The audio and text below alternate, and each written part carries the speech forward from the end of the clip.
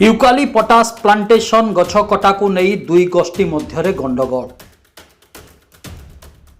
उपजिल्लापाल अदालत रे 145 धारा गछ कटा बंद करने नहीं आवेदन।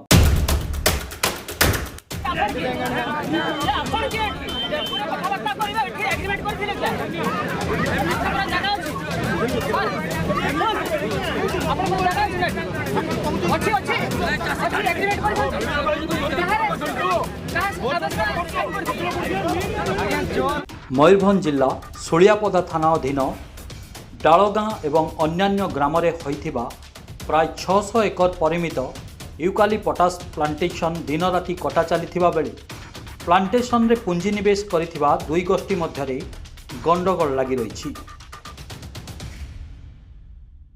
तेबे उभय गोष्ठी सुलियापदा थाना रे एतला देइथिबा बेले पुलिस गोटे पक्षरु मिछ मामला को रुजु करी अन्य पक्षर सत मामला रे केस रुजु न करिबारु उभय पक्षों मध्य आईन अदालत रे मामला चलीथिबा बेले गोटे पक्ष पुलिस रो भितरिया सहायता रे जर जबरदस्त गछ काटी नेउथिबार अभियोग होइछि।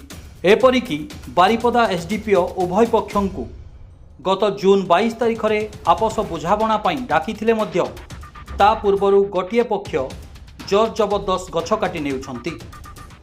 एहाकु नै स्थानीय अंचल रे मध्य आईन श्रृंखला परिस्थिति सृष्टि हेबार आशंका करा जाउछि। अभियोगकारी पक्षर लोके घटनास्थल को जाइथिबा बेले गछ काटुथिबा पक्ष गुंडा लगाई मारपिट करुथिबा भली घटना मध्य सृष्टि होइछि।